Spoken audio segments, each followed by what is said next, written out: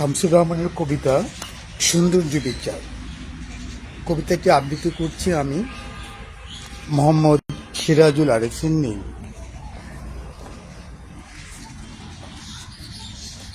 বসেছিলাম একা বাইরে দৃষ্টি মেলে, টকটকে তাজা এক গোলাপ দুলতে দুলতে এসে আমাকে প্রশ্ন করে, বলো আমি কি খুব সুন্দর?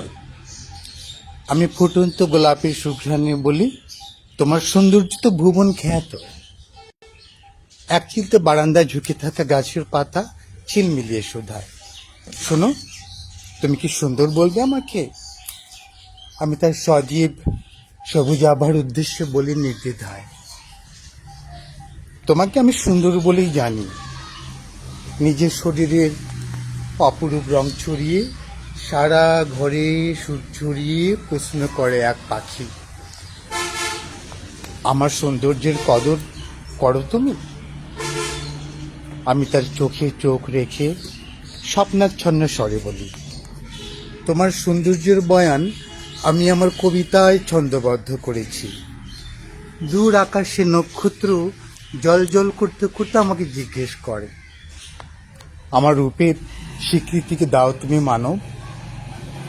আমি ওর দূরত্বকে তাচ্ছিল্য করে ওর দিকে নিভৃতে পাঠায় আমার বাণী।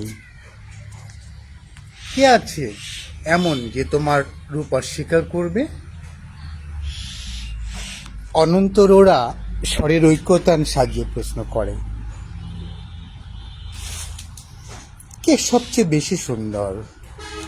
আমি নিমিষে অকুণ্ঠ জবাব দিই, যে আমার কথা ভেবে ভেবে সারা রাত কাটায় নির্ঘুম, যে আমার বিচ্ছেদে কান্না হয়ে প্রহরে প্রহরে মনোকষ্টে গভীর অসুখের বন্দিনী, সেই তো আমার একান্ত সুন্দরীতমা।